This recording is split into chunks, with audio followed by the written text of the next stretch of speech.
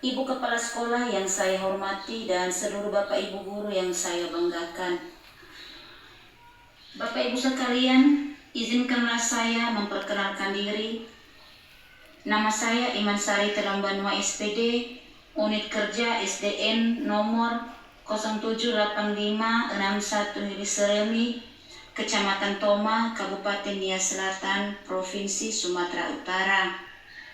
Bapak Ibu sekalian yang kami banggakan, program ini diselenggarakan oleh Direktorat Jenderal Guru dan Tenaga Kependidikan Kementerian Pendidikan dan Kebudayaan Republik Indonesia.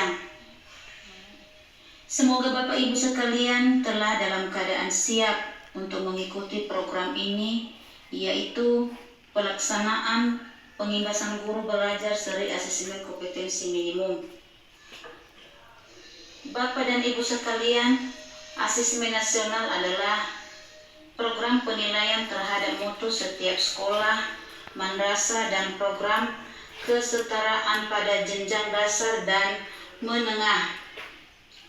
Mutu satuan pendidikan dinilai berdasarkan hasil belajar siswa yang mendasar, literasi, numerasi, dan karakter, serta kualitas proses belajar mengajar dan iklim satuan pendidikan yang mendukung pembelajaran. Informasi-informasi tersebut diperoleh dari 3 instrumen utama, yaitu asesmen kompetensi minimum, survei karakter, dan survei lingkungan belajar. 1. Asesmen kompetensi minimum yang mengukur kompetensi mendasar, literasi membaca, dan numerasi siswa. Survei karakter yang mengukur sikap, nilai, keyakinan, dan kebiasaan yang mencerminkan karakter siswa. Ketiga, survei lingkungan belajar yang mengukur kualitas berbagai aspek input dan proses belajar mengajar di kelas maupun di tingkat sekolah. Guru belajar seri asesmen kompetensi minimum terdiri dari 2 tahap, orientasi dan BIMTEK serta pengimbasan. Saat ini Bapak Ibu berada pada tahap pengimbasan, di mana pada tahap ini Bapak Ibu didorong untuk saling belajar dengan guru yang lain dalam hal berbagai pemaparan singkat tentang program AM, terutama pada pelaksanaan berbagai praktik pembelajaran. Baiklah Bapak Ibu sekalian, kita mulai dari pemaparan singkat tentang asesmen nasional. Bapak Ibu, program ini bertujuan untuk menjawab berbagai persoalan guru dalam menghadapi asesmen kompetensi minimum. Di antaranya 1. Berkembangnya miskonsepsi tentang asesmen nasional. 2. Adanya malpraktik pembelajaran dalam melakukan persiapan menghadapi asesmen nasional. 3. Guru belum mengetahui cara membaca hasil asesmen nasional. 4. Guru belum memahami bagaimana menindaklanjuti hasil asesmen nasional. Bapak Ibu sekalian, untuk lebih jelas bahwa pada tahun 2021 ini asesmen nasional akan resmi diterapkan oleh Kementerian Pendidikan dan Kebudayaan, dan ujian nasional sudah tidak lagi diberlakukan.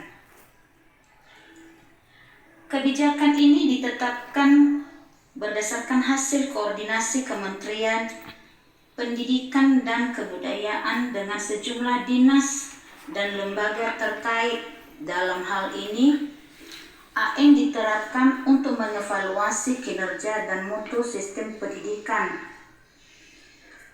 Nantinya, hasil asesmen nasional tidak memiliki konsekuensi apapun pada pencapaian proses belajar siswa, namun memberikan umpan balik untuk tindak lanjut pembelajaran dan kompetensi siswa.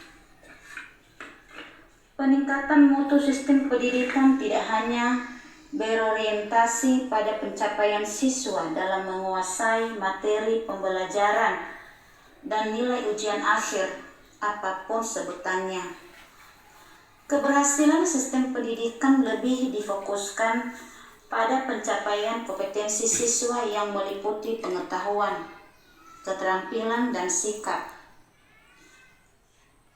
Terlebih pada era transformasi pendidikan abad ke-21, di mana arus perubahan menuntut siswa menguasai berbagai kecakapan hidup yang esensial untuk menghadapi berbagai tantangan abad ke-21, di mana siswa memiliki kecakapan belajar dan berinovasi, kecakapan menggunakan teknologi informasi, kecepatan hidup untuk bekerja dan berkontribusi pada masyarakat.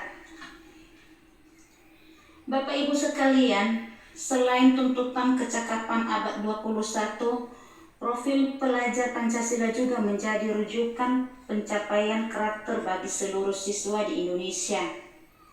Bahkan profil pelajar Pancasila ini sudah merangkum serangkaian kecakapan hidup abad 21. Karakter pelajar Pancasila yang ingin dicapai oleh siswa yaitu 1. Beriman dan bertakwa kepada Tuhan Yang Maha Esa serta berakhlak mulia. 2. Berkebinekaan global. 3. Mandiri. 4. Bernalar kritis.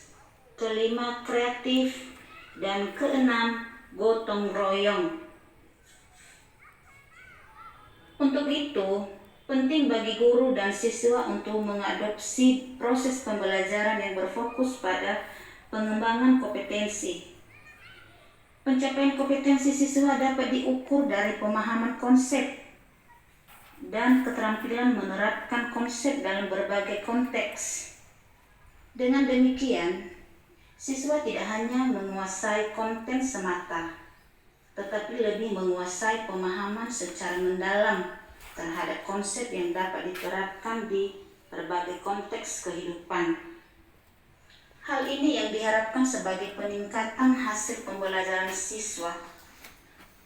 Capaian kompetensi siswa secara holistik inilah yang ingin dievaluasi melalui asesmen nasional.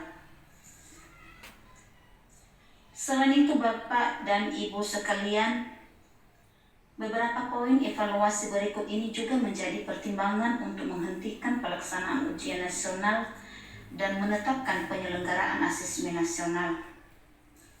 Pertama, butir-butir soal UN hanya mengukur kemampuan kognitif siswa, sehingga input dan proses pembelajaran kurang dapat tergambarkan dengan baik.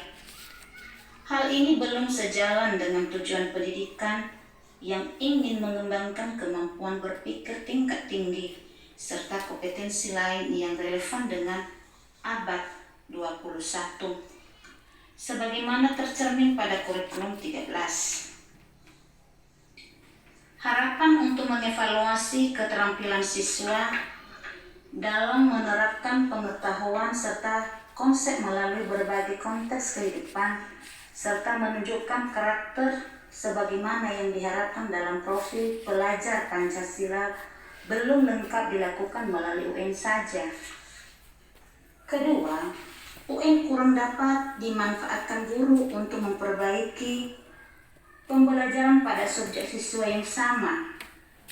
Asesmen nasional dirancang untuk memberi dorongan lebih kuat ke arah pengajaran yang inovatif dan berorientasi pada pengembangan kompetensi, termasuk di dalamnya kemampuan bernalar. Ketiga, UN kurang optimal sebagai alat untuk mengevaluasi mutu pendidikan secara nasional. Hal ini disebabkan UN diterapkan di akhir jenjang pendidikan lebih sebagai yang mengukur capaian akhir, bukan sebagai yang mengukur proses pembelajaran. Hasil UN tidak bisa digunakan untuk mengakomodir kebutuhan belajar yang diperlukan siswa. Pemberlakuan asesmen nasional ini merupakan sinyalemen yang kuat dari pemerintah untuk terus memperbaiki sistem pendidikan di Indonesia. Dan dari ketiga poin tersebut, maka sesungguhnya yang perlu dipersiapkan untuk menghadapi asesmen nasional adalah pemahaman mengenai tujuan dan manfaat asesmen nasional, serta implikasinya pada perubahan praktik dan strategi pembelajaran di kelas. Siswa, guru, orang tua, kepala satuan pendidikan tidak lagi direkomendasikan untuk berlatih soal-soal persiapan AKM sebagaimana penilaian yang berbasis ujian. Bapak dan Ibu sekalian, untuk lebih jelas bahwa asesmen nasional akan diikuti oleh seluruh satuan pendidikan tingkat dasar dan menengah di Indonesia, serta program kesetaraan yang dikelola oleh PKBM. Di tiap satuan pendidikan, asesmen nasional akan diikuti oleh sebagai peserta didik kelas 5, 8, dan 11 yang dipilih secara acak oleh pemerintah. Untuk program kesetaraan, asesmen nasional akan diikuti oleh seluruh peserta didik yang berada pada tahap akhir tingkat 2, tingkat 4, dan tingkat 6 program kesetaraan. Bapak dan Ibu sekalian, yang menjadi pertanyaan kita, pertama, mengapa asesmen nasional hanya diikuti oleh sebagian siswa? Nah, hal ini terkait dengan tujuan dan fungsi asesmen nasional. Asesmen nasional tidak digunakan untuk menentukan kelulusan menilai prestasi siswa sebagai seorang individu. Evaluasi hasil belajar setiap individu siswa menjadi kewenangan pendidik. Pemerintah melalui asesmen nasional melakukan evaluasi sistem. Asesmen nasional merupakan cara untuk memotret dan memetakan mutu sekolah dan sistem pendidikan secara keseluruhan. Karena itu, tidak semua siswa perlu menjadi peserta dalam asesmen nasional. Yang diperlukan adalah informasi dari sampel yang mewakili populasi siswa di setiap sekolah pada jenjang kelas yang menjadi target dari asesmen nasional. Dan pertanyaan kedua, mengapa yang menjadi sampel adalah siswa kelas 5, 8, dan 11? Hasil asesmen nasional diharapkan menjadi dasar dilakukannya perbaikan pembelajaran. Pemilihan jenjang kelas 5, 8, dan 11 dimaksudkan agar siswa yang menjadi peserta asesmen nasional dapat merasakan perbaikan pembelajaran ketika mereka masih berada di sekolah tersebut. Selain itu, asesmen nasional juga digunakan untuk memotret dampak dari proses pembelajaran di setiap satuan pendidikan. Murid kelas 5, 8, dan 11 telah mengalami proses pembelajaran di sekolahnya, sehingga sekolah dapat dikatakan telah berkontribusi pada hasil belajar yang diukur dalam asesmen nasional. Bapak dan Ibu sekalian, sampai disinilah pemaparan singkat tentang pelaksanaan program asesmen nasional yang sebentar lagi kita langsung mempraktikkan cara mengikutinya dan mengerjakannya di aplikasi melalui SIM PKB masing-masing Bapak Ibu guru sekalian. Terima kasih. Baiklah Bapak Ibu sekalian, langsung saja silakan dibuka aplikasinya baik yang menggunakan laptop maupun Android. Pertama, sambungkan dulu WiFi atau hotspotnya bagi yang memakai laptop. Setelah itu, bukalah aplikasi Chrome atau Google. Silakan ketik SIM PKB.